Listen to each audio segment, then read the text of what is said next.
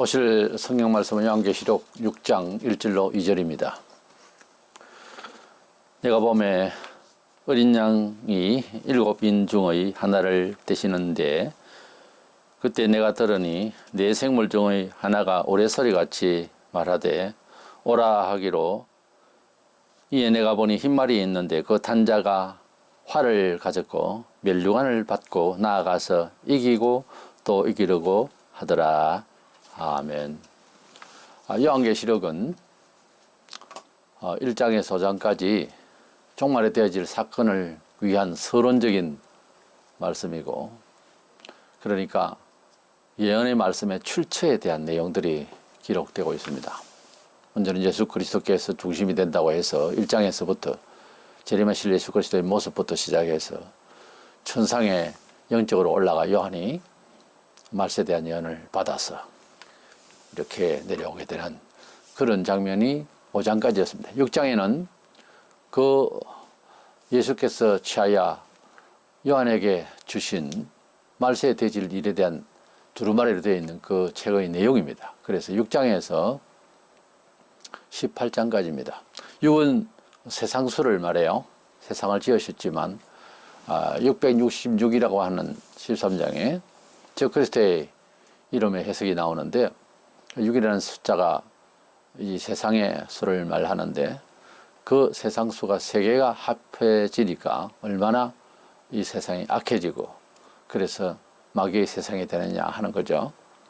그래서 본론이 어디서 어디까지냐 생각을 할 때는 6에서부터 시작해서 3번의 6을 곱하면 18이 됩니다. 그래서 6장에서 18장까지가 세상을 향해서 진노하시는 하나님의 그 재앙에 대한 내용이 18장까지다 그렇게 알고 있으면 됩니다. 그 첫 번째 본장에서 6가지 인이 나오는데 그 첫 번째 인을 떼실 때에 예수께서 떼셨죠. 두루마리 7인 중에서 첫 번째 인을 떼시니까 백마를 탄 자가 나타났다 그랬습니다. 근데 그 백마를 무엇으로 해석할 것인가 하는 문제는 요한계시록 전체의 내용을 해석하는데 어쩌면 키워드가 될지 모릅니다. 그래서 같은 신학 사상을 가졌지만은 요한계시록에서 종말에 대한 이해는 조금씩 달리 하거나 또 많이 차이가 나거나 그럴 수가 있습니다. 그래서 요한계시록 본론에 되는 6장에서 1, 2절에 나오는 이 백마탄자를 해석을 하고자 하는데 이 백마탄자가 누구인가 하는 것이에요. 요한계시록 6장에서 18장까지의 그 환란에 대한 내용 중에서 본장에 있는 이 6가지 인재양을 대략을 살펴보면은 먼저는 1, 2절에서 이 사실상 내용의 결론은 저 그리스도인데 저 그리스도가 출현을 하여서 대환란이 시작된다 하는 것입니다. 그 구체적인 정치적, 문화적 상황이 보일 겁니다. 두 번째로는 이 사람이 나타나고 난 뒤에 전쟁이 우리가 경험하지 못한 엄청난 전쟁이 일어나게 될 것이고 평화가 붕괴가 될 것입니다. 그 다음 검은 말을 타고 난 자가 나올 때에 이 자는 이제 검은 거는 경제적인 빈곤, 그런 기근 이런 걸 통해서 인플레가 나고 상당히 살기가 어려워진다 하는 겁니다. 네 번째 인을 떼실 때에 청황색 말을 탄 자가 나오는데 색깔 자체도 좀 이제 보기가 안 좋고 죽음을 상징하는데 전쟁을 통해서도 그런 상황이 오지만 죽음이 많이 일어나게 되고 또 짐승이 돌변해서 사람을 물고 죽이는 이런 무서운 일이 생길 것입니다. 다섯 번째는 인을 떼실 때에 천상에서의 선교자들의 곡하는 소리, 정말 하나님께 이 죄악된 세상을 언제 심판하실 겁니까 하고 정말 간절히 간구하는 그 때를 간구하는 내용이 나오는데 이것은 지상에서 그런 겁니다. 이 정도 됐을 때에 성도들이 그동안에 예수 믿는데 상당한 자유를 누렸지만은 굉장히 어려운 상황이 될 것입니다. 마치 사도들도 예수님과 함께 있을 때는 괜찮았는데 예수님이 잡히시고 십자가에 못 박히시고 이럴 때 직전부터 불안했습니다.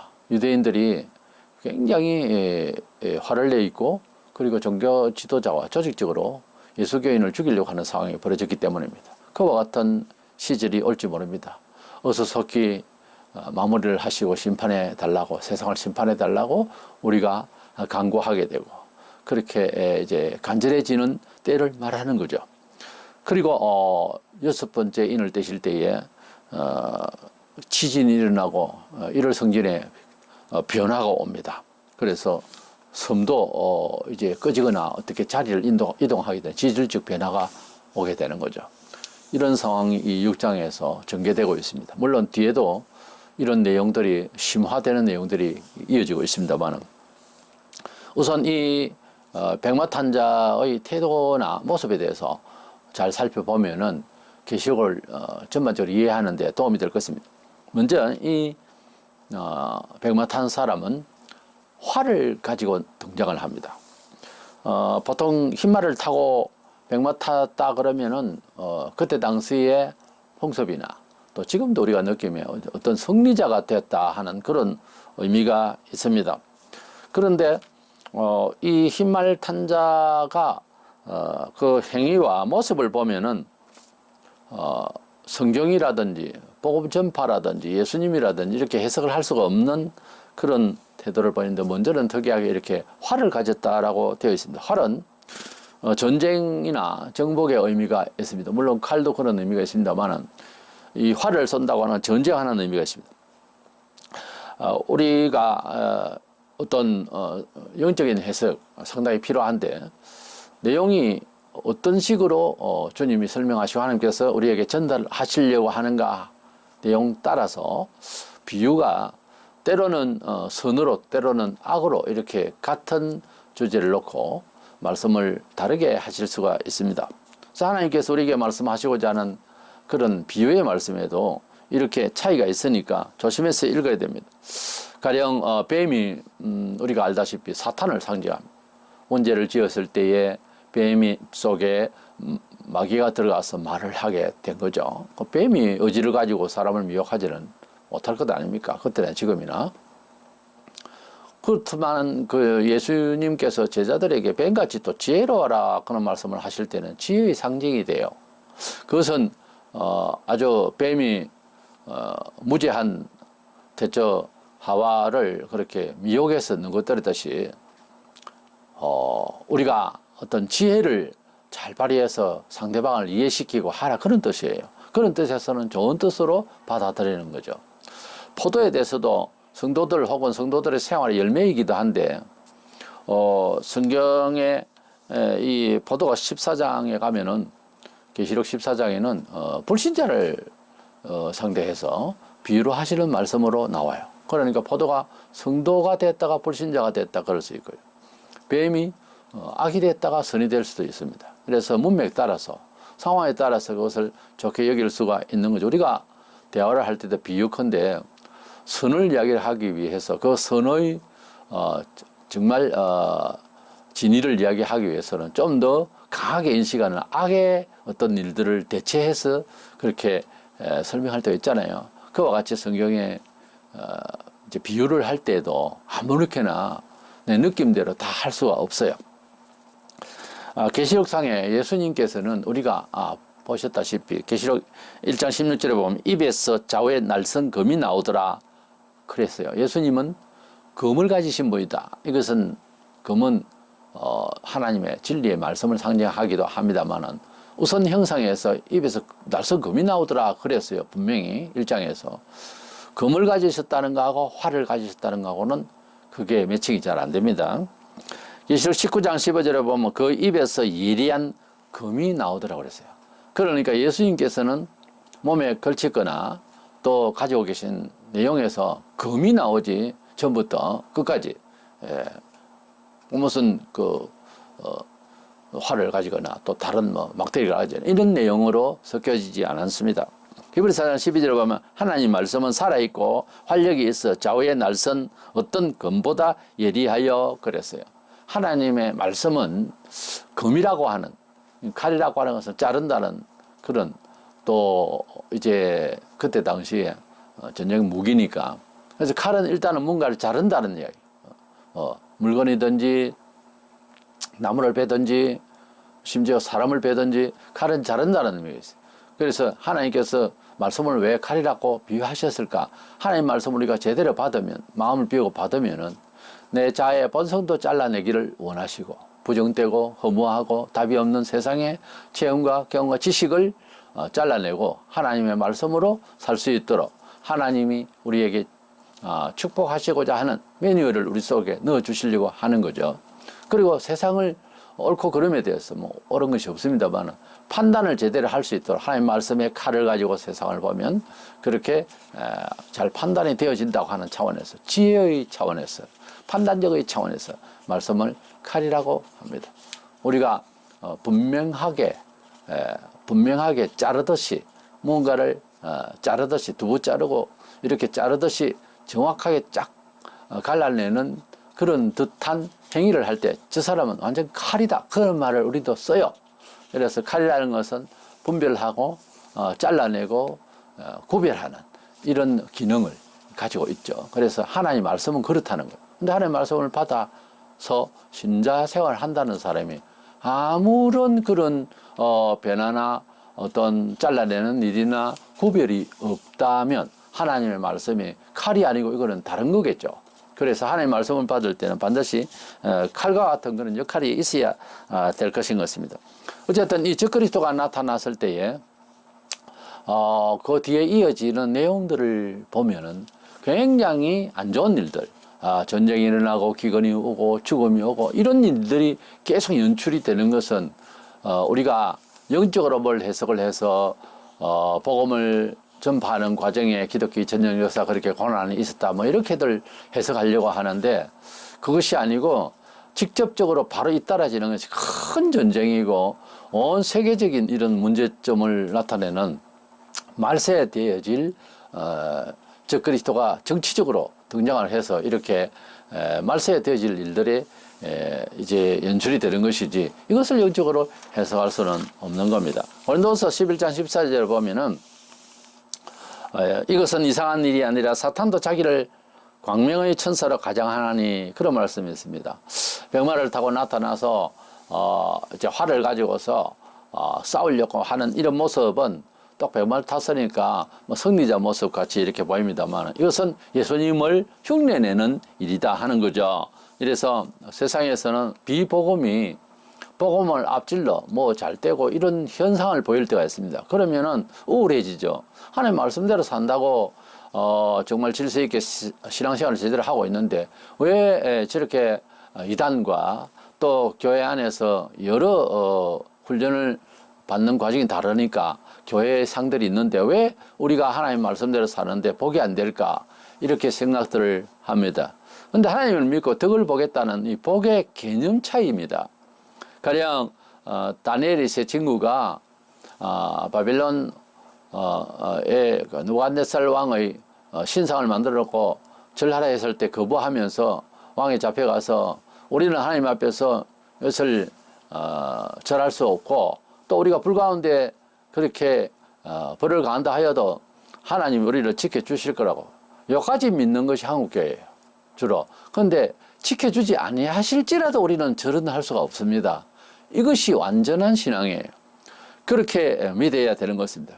이래서 우리가 하나님을 믿고 핍박을 받고 어려움을 당하면 왜 내가 이렇게 핍박을 받는가? 이렇게 생각해 버리는 것은 하나님을 믿고 복을 얻겠다는 기복주의 소위 기복주의 신앙이고 종교적인 신앙이에요. 근데 기독교는 사실상 종교가 아닙니다. 비유컨대 우리가 이산가족 찾기 하는 방송을 보았어요. 30년 만에 40년 만에 그렇게 헤어졌던 부모가 또 형제가 만나는 장면을 우리가 보고 남의 일 같지 않게 같이 울고 그 방송을 보았었습니다. 그것은 드라마가 아니에요. 어떤 작가가 시나리오를 써서 거기에 아주 연기를 잘해서 그런 영화도 나왔습니다만은 연기를 잘해서 그런 것이 아니고 그것은 순수하게 나타난 사람들의 만남이었습니다. 그것은 드라마가 아니었어요. 그것은 다큐멘터리고 그것은 실제였어요. 그런데 드라마 하면 또 영화도 생각나고 그러면 시나리오 소설이 생각날 거예요. 드라마는 드라마일 뿐이에요. 드라마는 허상이죠, 사실은. 드라마를 쓴 시나리오 작가 자체가 정신적으로 그런 말하자면 이야기를 꾸며야 하기 때문에 실제와 말이 멀고, 또 그래서 문학과 특별히 영화계에 있는 사람들이 조금 좀 불이하죠. 사람들이 약간 비현실적인 사생활도 좀 그럴 수가 있습니다. 그 일 자체가 그래요. 이래서 우리가 하나님을 만난다고 하는 것은 다큐에서까지 이건 드라마에 속하는 것이 아니에요. 그렇기 때문에 예수를 믿어도 드라마 같이 문화생활처럼 생각한다면 그것은 오해예요. 하나님을 적어도 만났다고 하는 것은 30년, 40년 만에 부모 만난 것보다 더한 겁니다. 그 정도가 되어야 이게 참 믿음이 되는 거예요. 그래서 우리가 마지막 시대가 되니까 하나님께서 교회를 먼저 살피시고 심판하신다고 그랬는데, 말세를 말씀하시고 세상을 심판하신다면서 요한계시록 자체가 예수께서 1장에서 나타나시고 2장, 3장에 교회를 심판하잖아요. 그래서 마지막 때가 되면은 목사가 교회 사회에 대한 개혁을 먼저 하게 되어 있어요. 준비를 하라고, 믿음을. 주님 맞이할 준비를 하라고. 계시록에 그렇게 그냥 읽지 말고 왜 2장, 3장에 교회가 먼저 이런 하나님의 판단을 받느냐, 주님의 판단을 받느냐를 생각해야 될 것 아니에요. 그 말세가 되면은 교회를 판단을 받게 하시고, 또 여기저기서 바른 선지자 같은 그런 귀한 목사님들이 잘 가르칠 거예요. 말세가 되면 더 심하게 개혁을 할 사람이 나오게 되어 있습니다. 마침내 11장에 두 증인이 나와요. 불과 같은 증인이 나와요. 그러니까 마지막 때가 될수록 우리가 어떻게 하면 잘 믿는 하나님 백성일까? 하나님 앞에서 온전하기 위해서 예를 써야 되는 거예요. 뭐 세상적으로 뭐 잘 되고 그런 구상하고 그리고 복이 되네? 그건 아니에요. 그거는 정말 앞으로 남은 세월이 얼마나 있을지 모르지만은 천지 그런 내용이 없을 때는, 조금 말이겠다, 이런 내용이 없을 때는 또 좀 다릅니다, 정서가. 그러나 지금은 이구동성 다 불신자도 말세를 하지 않습니까? 이런 때는 우리가 여행을 갔다가 돌아올 때에 돌아올 채비를 챙기잖아요. 마찬가지입니다. 지금 이 시대가 말세라고 말을 하면서 육신적으로 가지고 늘어지게, 그죠? 이 세상 것에 행불액을 느낀다면 이건 고쳐야 되는 거죠. 이건 마무리를 해야 되는 상황 아니겠어요? 긴장한다고 해서 우리가 행복하지 않다? 아닙니다. 오히려 단출해지고 긴장하고 하는 게 영적으로는 평화가 임하게 되어 있어요. 반드시 하나님께서는 세속적인 것을 통해서, 문화를 통해서 행복해 하는 신자가 더 예수님을 잘 믿겠다 정말 마음을 가지게 되면요, 세상 것을 깎아내려요. 원래 내가 화를 받았다 아니에요. 잘 참고 인내하면 오히려 마음의 평강과, 설명할 수 있는 평안과 설명할 수 없는 세상을 이기는 놀라운 힘이 임재해요. 진짜 그걸 위한 거예요, 하나님은. 만약에 물리적으로 행복하게 하실 예수님 같으면 대궐 같은 집을 지어놓고 구주 노릇을 할 수 있습니다. 죽을 때 죽으시더라도. 그렇잖아요. 방법이 그게 아니라는 거죠. 평신도도 마찬가지로 방법이 물질 문화와 세상 것으로 채워서 하나님께서 행복을 주겠다는 게 아니에요. 그래서 예수님께 내가 너에게 주는 평안은 세상에서 주는 것 같이 아니하다, 그런 말씀을 하신 이유가 거기에 있어요. 이래서 우리는 이 세상의 세속의 사람들이, 그 중에서는 목회자도 들어가 있습니다만은 여러 사상과 여러 행복론, 여러 가지 삶의 철학과 처세, 이런 것들에 대해서 조심을 해야 되는 것이, 말세가 되면은 더 극렬하게 불이할 수 있고 더 어렵게 될 수가 있는 그런 때가 되는 것이기 때문에 사람을 조심해야 됩니다. 누가복음 21장 8절에 주님께서 말세를 말씀하실 때 미혹을 받지 않도록 주의하라. 많은 사람이 내 이름을 와서 이르되 내가 그라 하면 때가 가까이 왔다 하겠으나 그들을 따르지 말라. 오늘날까지 얼마나 많은 자칭 재림 예수, 자칭 하나님이 많은지 우리나라에는 벌써 40명이 넘어 있고 세계적으로 보면은 더 많이 있습니다. 특별히 우리나라는 130년 전에 기독교 생활하면서 자기가 신이라는 사람이 얼마나 많이 나왔는지, 지금까지 나온 자기 신이라 하는 사람들이 지금 거의 한 50명 정도 넘어갈 겁니다. 좀 유독 심해요. 이 나라 백성의 심령이 좀 신비적인 그런 게 있고요. 샤머니즘적인 것이 있고요. 이래서 유독 좀 예민합니다. 생각보다 이 나라가. 그래서 자기 신격화를 그렇게 꿈꾸는, 뭐 다른 나라의 역사에도 그렇습니다. 우리가 일제를 거쳐서 그렇게 기독교가 이제 좀 풍성하게 되기까지는 많은 신을 받았는데 불평이 많아서 그런지 억눌림이 있었던 그 과거 때문에 그런지 몰라도 한이 많아요. 우리나라 사람들은 노래를 불러도 한스러운 노래를 하면 감동이 가고, 설교를 해도 눈물을 흘리며 한스러워야 되고, 뭐 그런 게 있습니다. 근데 그것이 성경에 말하는 복음의 중심이냐 하는 것을 항상 생각을 하면서 우리가 선호도 문제가 아닙니다. 난 이런 교회가 좋다, 이런 목사가 좋다, 이래서는 안 되고, 하나님의 말씀에서 객관적으로 모두가 다 공통적으로 목표 지향해야 될 내용이 뭔가, 이걸 생각해야 되는 거죠. 목사도 그렇게 가르치려 해야 되고. 이래서 사람을 주의해야 된다는 이 사람에는 종교 안에서 지도자도 포함이 됩니다. 예수님 초림한 세상에 계실 때도 누구에게 잡혀서 고생을 하시다가 죽으셨는가? 종교인에게, 종교 지도자로부터 환난을 받아서요. 사실은 백성들이 그때나 지금이나 뭘 다 알겠습니까? 지도자가 문제죠.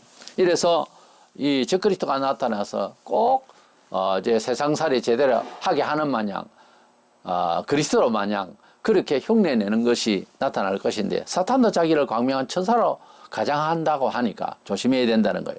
두 번째로 이 적그리스도가, 백마탄자가 적그리스도 되는 것은 그가 쓴 면류관이 다른 단어로 되어 있습니다. 우리나라 그건 그냥 면류관, 그냥 관 이렇게 되어 있습니다만 원문을 보면 그게 아니에요. 예수님은 왕관을 쓰신 걸로 되어 있고, 적그리스도는 월계관, 달리기 선수가 1등을 했을 때 월계관, 그거는 2등이 없잖아요. 1등만 있는데 월계관을 썼어요. 단어 자체가 달라요. 예수님은 복음서에도 내용이 그렇게 되어 있습니다만은 부활하시고 성천하심으로써 우리에게 역사적으로 그 평가를 봐도 승리자예요. 예수님은 완전히 승리하신 분이에요. 그런데 이 자는 그렇게 완전히 승리한 자로 나타나지 않고, 또 예수님은 계시록 2장 3장에서 또 그 전에도 말씀을 하실 때마다 하나님을 잘 믿고 또 주님을 잘 따르는 자에게 그러니까 신앙생활을 잘 하는 자에게 상을 주리라고 하시고 멸류관을 주시라. 그렇게 예수님 멸류관을 주시는 분으로 되어 있지 어디서 멸류관을 받는 사람은 아닙니다. 예수님께서 뭐 전쟁 치듯이 복음을 전하다가 부활을 하시고 하시니까 하나님께서 상을 주시거나 뭐 멸류관을 주셨다 이런 내용은 없어요. 그래서 예수님은 멸류관을 처음부터 주시는 분이지, 월계관을 주시는 분이지, 이제 왕관을 쓰신 왕이 어디서 또 뭐 멸류관을 받기 위해서 뭐 어디 뭐 게임에 들어갈 수가 있는 이런 건 아니지 않습니까? 위치가. 이래서 계시록 2장 10절에 보면 네가 죽도록 충성하라, 그리하면 내가 생명의 관을 네게 주리라, 이렇게 말씀을 하셨어요. 원문에 보면은 예수님께서 이렇게 관을 쓰시고 있다고 하는 그 관, 멸류관은 디아데마타라고 되어 있고, 디아데마는 이것은 왕관인 크라운을 말해요. 크라운, 영어로 말하죠.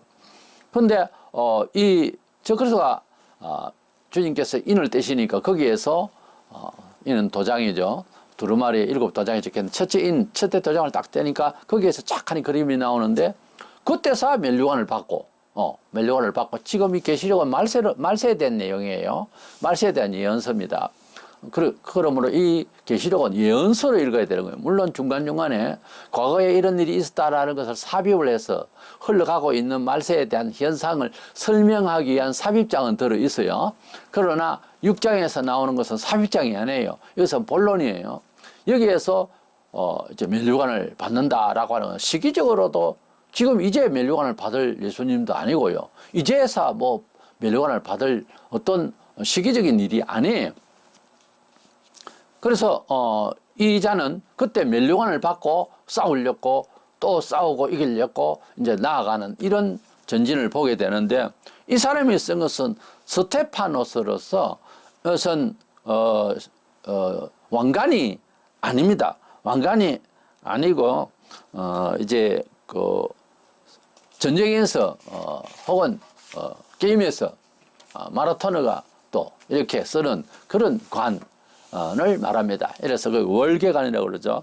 이래서 가렌드라고 하는 이 월계관을 예수님이 쓸 일도 없고, 누구와 뭐 싸워서 그렇게 할 일도 없습니다. 예수님이 진정 싸웠다면은 세상을 상대해서가 아니라 마귀에게 이기셨다 이렇게 보실 수도 있습니다. 그러나 예수님은 누구와의 싸움이 아니고 예수님은 사실은 이 세상에 오셨을 때 이미 승리자로 오셨고 정말 왕으로 사실은 오신 분이에요. 그래서 우리 예수님은 우리를 위해 단지 희생 제물로 안 돌아가실 수도 있는데 아버지께서 우리를 구원하신 방식에 있어서 오랫동안 생각하셨다가 여러 가지 제의적인 방법은 너무 허상이 되고 하니까 때가 되므로 아들을 이 세상에 보내셔서 우리를 위하여서 희생제물로 삼으셨던 거죠. 그래서 우리가 예수님의 그 희생을 믿고 하나님께 나아가면 죄 없는 사람 마냥 그렇게 취해 주겠다고 그래서 칭의라 어렵다 칭하겠다는 거죠. 의인이 된 건 아니에요. 하나님의 그런 약속 안에서 의인화된 거죠. 우리가 사람이 예수 믿는다고 완전히 거룩한 사람이 돼요? 아니잖아요. 그러니까 우리는 하나님 앞에서 예수 그리스도의 그 십자가의 처형을 통해서 구원을 받을 때에 예수님이 우리 인간처럼 그래서 무슨 성인이라고 세상에서 말하듯이 그 사람 공덕을 받는다. 그런 차원이 아니에요. 그리 안 하셔도 죽으시고 십자가에 돌아가시고 또 사흘 만에 부활하시고 그렇게 안 하셔도 그분은 성자 하나님이셨어요. 그분은 원래부터 거룩하신 분이에요. 그분은 행동이 좋아서 아주 갸륵한 정말 거룩한 그 죽으심 때문에 우리가 감동을 받아서 하나님 같다가 아니에요. 원래 성자 하나님이세요.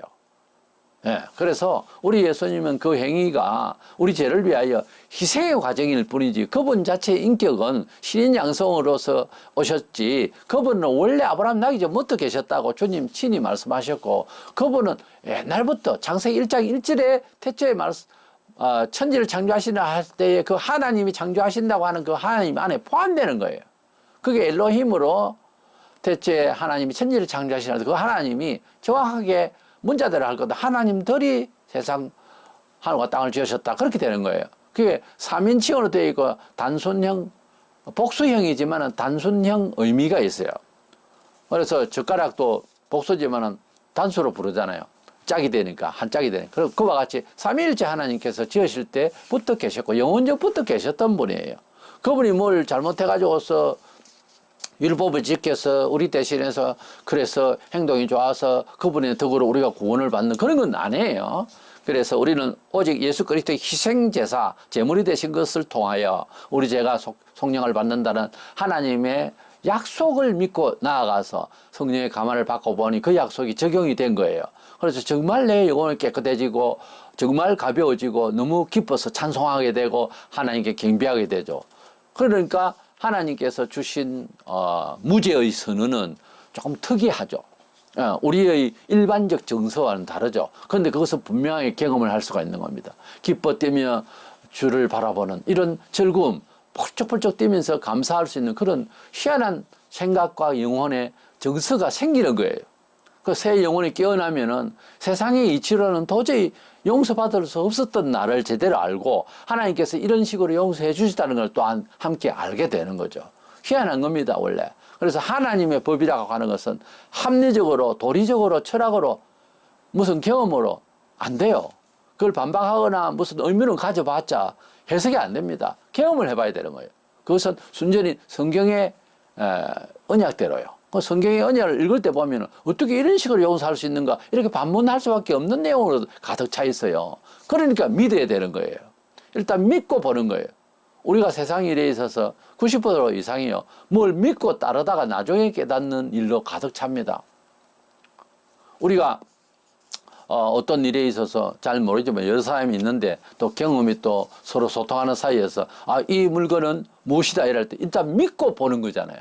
그래서 세상 일에도 보면은 믿고 나중에 깨닫는 일이 너무너무 많습니다. 그런데 하나님은 믿고 이해하려고 하지 않는다 하는 것은 이건 손해예요. 이건 이상한 거예요. 그것은 마귀가 막는 일입니다. 알고 보면 나중에 보면 그걸 알게 돼요. 그러니까 하나님 말씀 무조건 따라야 될 줄로 믿습니다. 이래서 예수님은 왕관을 쓰셨고 저 그리스도는 이렇게 월계관을 상징하는 그런 스테파노스를 받았다 하는 것입니다. 시기도 말세에 받고 그가 쓴 관이 다르다 하는 것이죠. 그러니까 그가 왕관을 썼다면 문제가 좀 달라요. 그런데 예수님께서 월계관을 쓴 거하고 왕관을 쓴 거하고는 신분상도 큰 차이가 있지만 보기도 완전히 다르죠. 그래서 군인 모자를 쓰고 하면 군인이, 예, 또 뭐 의사가 필요해서 뭐 모자를 하나 쓴다든가, 일꾼이 모자 쓰는 거나, 용광로에 가가지고 모자 쓰는 거나, 자전거 타면서 모자를 쓰거나. 그래서 커버를 할 때에 그 신분과 용도를 말하잖아요.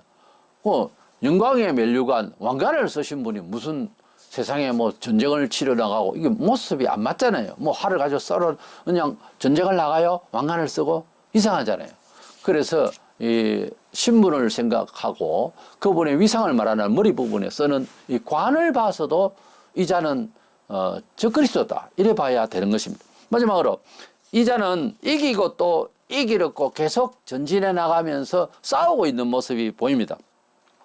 백마탄자가 원래 승리자다 이러지만 여기에 백마탄자는 계속 이기고 또 이기려고 하는 싸우러 나가는 자이기 때문에 이건 예수님이 아닙니다. 왜냐하면 계시록 5장 5절에 유대지파의 사자 다윗의 뿌리가 이겼으니 예수님을 말씀할 때 예수님은 완전히 이겼었다고 완료형으로 되어 있습니다. 요한복음 16장 33절에 세상에서는 너희가 환난을 당하나 담대하라 내가 세상을 이기었노라. 지상에 계실 때부터 십자가로 돌아가시고 부활하기 전부터 내가 세상을 이겼다라고 하셨어요. 이것도 원문을 찾아보면 완료형으로 되어 있어요. 그래서 예수님은 원래부터 승리자예요. 그렇다면 우리가 기독교인으로서 전도를 하고 복음대로 살아가는 처세를 할 때, 자, 한번 해볼까? 이게 맞습니까? 이미 이겨놓은 상태에서 전진하는 겁니까? 우리는 이겨놓은 상태에서, 그러니까 복음이라고 하는 것은 야, 이걸 믿어질까 말까 그런 걱정을 하면서 하는 것이 아니라는 거죠. 이미 이것은 믿어야 되는 완전한 절대 진리다는 생각을 가지고 전도하잖아요. 그리 안 하고 합니까? 그리고 안 들으면, 끝까지 안 들으면 그건 내 책임은 아니라고요. 최선을 다해서 해야 되지만은, 그러나 안 믿을 사람은 안 믿어지는 거예요. 가룟 유다를 보세요. 예수님이 전달하는 방식이 약했습니까? 교육이 부족했습니까? 감화를 덜 줬습니까? 아니지 않습니까? 이미 쟤는 안 났으면 쟤한테 좋을 뻔했다. 이런 말씀까지 다 하셨어요. 그래서 유기된 상태, 구원받지 못할 사람과 구원받을 사람은 판이하게 다른 게, 복음이 들어가면 언젠가는 듣는 사람이 있어요. 이 사람 하나님 자녀라고. 우리 얘기에는 그것밖에 몰라요. 그 다음에 아무리 해도, 퍼지고 해도 안 믿는 사람은 안 믿는 거예요. 그걸 어쩌라고요? 불가능합니다. 사람은 한계가 있다는 이 말이죠. 그래서 너무 걱정해하고 할 일은 아니더라는 거지, 이 일을. 우리 예수님은 이미 승리하셨고 나는 세상을 이겼노라 하신 분인데 병마를 타고 그때서 이제 이기고 또 이기려고 하더라는 말 자체가 안 맞는 거예요. 그리고 어떤 사람은 복음 전파 내용을 형상화해서 이런 거에 말했다 이러는데 2000년 기독교 역사 동안 이기고 또 이기려고 하는 건 아니잖아요. 이미 승리한 내용을 선포하는 거예요. 믿어라. 안 믿으면 지옥, 믿으면 천국 이러고 있으면서 뭘 이기려고 하는 겁니까? 이기려고 하는 건 아니에요. 우리가 복음화한다는 말이 이기려고 하는 겁니까? 아니에요. 적용을 하는 거지. 적용을 해 나가는 것뿐이다 이거예요. 세상 전체를 우리 몸과 인격으로 말하자면 성화시키는 것이지 이기려고 하는 것까지는 아니잖아요. 세상을 내가 어떤 방식에 있어서 하나님 주신 지혜로 어떻게 하면 이기고 그 뜻을 이기고 사상을 이기고 인생 가치관을 이기고 그래서 역사관을 배우고 우리끼리 낫다고 이기고 다툴 일입니까? 우리는 이미 답을 다 가지고 있는 거예요.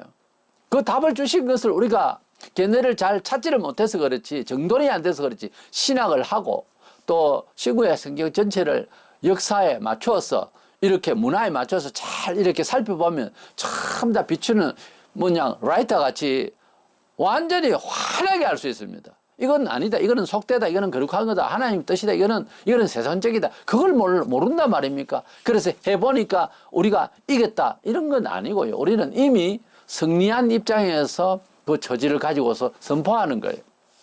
마치 왕자가 세상에 나가서 세상과 싸워서 물리적으로 싸우든지 뭐 칼제비고 뭐 아주 지식도 있고 해서 막 그냥 문물을 개만 이런 왕자라고 칩시다. 그래서 이겼으니까 돌아오면서 나는 과연 왕자다.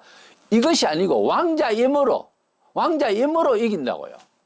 어떻게 백성들이 왕자가 나타나서 말씀을 하고 하는데 그걸 이기려고 하겠어요? 혹시 이기려고 한다 해도 상대가 못하잖아요, 왕자를. 왕자를 어떻게 칩니까? 그렇죠? 그래서 우리는 이미 승리하고 완전하고 답을 내리신 하나님의 말씀의 절대 진리를 선포하는 거예요. 내 삶이 선포하는 거예요. 내 삶을 내가 컨트롤할 때도 하나님의 말씀을 던지는 대로 내가 던져놓고 하나님의 말씀을 받아가 던져놓고 내가 그냥 그 길을 갈 때에 불안해할 게 아니고 승리를 노래하면서 가는 거예요. 우리가 예배를 드리러 예배당을 나오는 날에도 오늘 또 복을 주실까 말까 싸우는 마음으로 오는 게 아니고 이미 하나님께서 나에게 복을 부어주시는 날이다. 그래서 기쁨으로 나오는 것 아니에요. 그게 아닙니까? 그렇다면 문제가 있는 거예요. 하나님께서는 성도에게 한번 찾아오시면 죽는 날까지 세상을 이긴 자로 봅니다. 우리가 세상을 이겼다는 것이 뭐냐 하니 성경에 있는 말대로 믿는 믿음이라고. 하나님이 우리에게 명료하게 주신 믿음의 길을 가는, 믿음으로 생각하며 사는 것이 우리가 그리스도를 믿는 믿음이 세상을 곧 이깁니다 그랬어요. 그런데 늘 세상이 걱정이고 겁나고 총소리만 빵 하면 나도 아이고 하나님 있는가 없는가, 내가 세상을 다투어서 이겨야 될 텐데 불안을 어떻게 이겨야 될 텐데, 그러니까 전쟁 난다 하면 교인이라는 사람도 사제기를 하고 이게 이긴 자냐고. 이긴 자는 그렇게 사는 게 아니에요. 이긴 자는 내가 이긴 만큼의 그 능력에 이제 바운더리 안에서도 되지만 나아가는 것도 내 이긴 만큼의 힘을 가지고 나가는 거예요.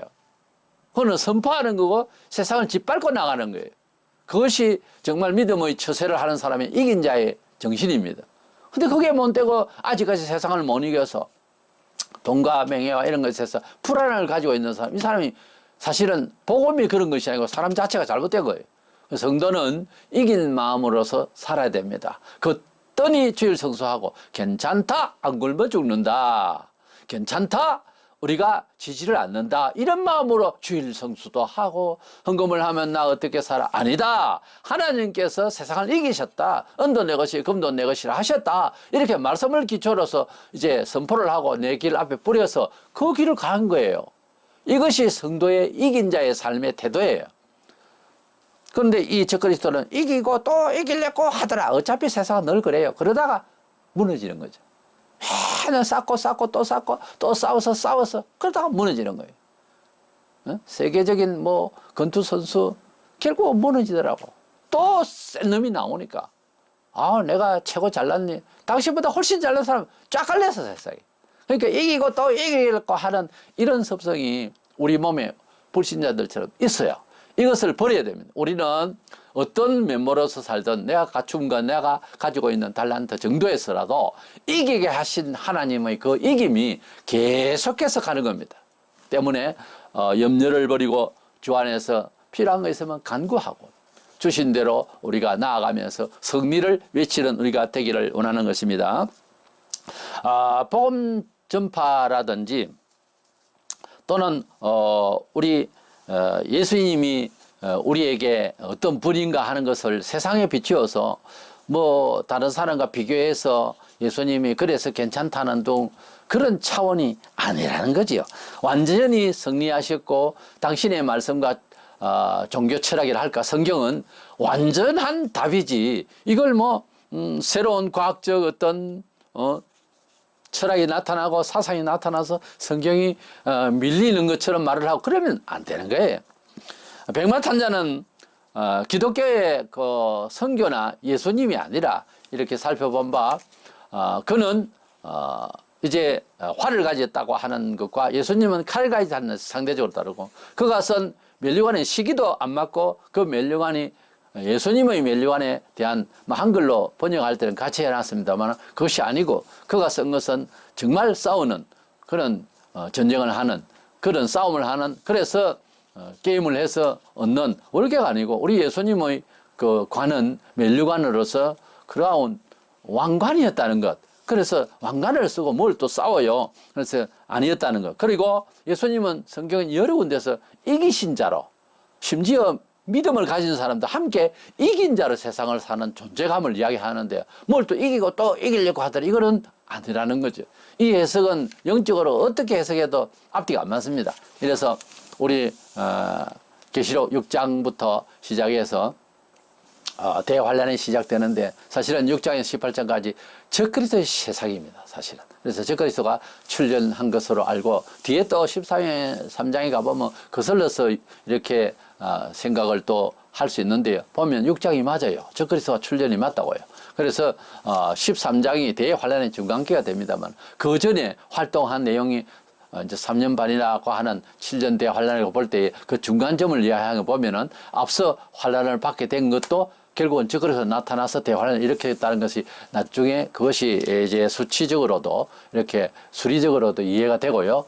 또 상황 자체가 분석이 될 겁니다. 어쨌든 백마탄자가 아직도 복음지 계통에 있는 많은 목사들도 이것은 예수님이라든지 뭐 복음의 어떤 전파의 시작이라든지 이렇게 해석하는 것은 정말 내용상 조금 더 디테일하게 들어가면 더 아니라고 하는 사실을 우리가 알게 됐으니까 아무쪼록 적그리스도가 출현이 되는 6장에서부터의 내용을 좀 진지하게 잘 들으시고 결국은 우리 성도를 성립케 하시는 예수님이 19장에 사실 좀 뒤에 나오긴 하지만은 기독교 신앙은 원래 그래요. 지루하기만큼 피곤하게만큼 그렇게 힘들지만 나중에 결국 승리가 있다는 거. 우리 예수님이 십자가에 처형받기 전까지 할 말이 참 많아요. 이거는 법적으로 잘못된 거거든요. 이건 재판도 아예 완전히 이거는 엉망이에요. 주사파가 하는 거하고 비슷해요. 이런 식으로 당해서는 안 된다 하고 나타나서 난리를 치어야 되겠죠. 그런데 예수님은 끝까지 우리 죄를 위하여 돌아가실 분으로 선언하신 대로 그렇게 돌아가 주셨죠. 아무쪼록 적그리스도의 시대가 지금 도래하려고 여러 가지가 정치, 경제, 문화, 여러 예술, 여러 계통에 있어서 우리를 놀라게 합니다. 이럴 때일수록 긴장을 하고 우리 영혼이 평안을 지고 승리자로서 정말 당당하게 살아갈 수 있도록 사상을 팔아먹지 않도록 배신하지 않도록 하고 우리 영혼을 정말 잘 지켜 영화롭게 하려면 배신하는 행위가 없어야 됩니다. 복음의 배신만큼 부끄러운 역사 없어요. 그러면 안 됩니다. 하나님을 한번 믿었으면 그 믿음을 끝까지 지키는 데 있어서 마귀의 유혹이 있다 하더라도 우리는 뿌리치고 당당하게 목숨을 걸고 다니엘 세 친구처럼 희복주의 되지 말고 그들처럼 끝까지 순교적 신앙으로 잘 살려고 할 때에 오히려 하나님께서 승리의 승리를 더 거듭 보여주시고 우리가 승리자야 됨을 찬양하게 하시는 날이 올 것입니다. 때문에 적그리스도의 출현을 우리가 바라보면서 좀 더 긴장을 놓치지 말고 예수 더 간절히 사모하면서 이 시대를 살아가는 저와 여러분 되시기를 주의 이름으로 축원합니다.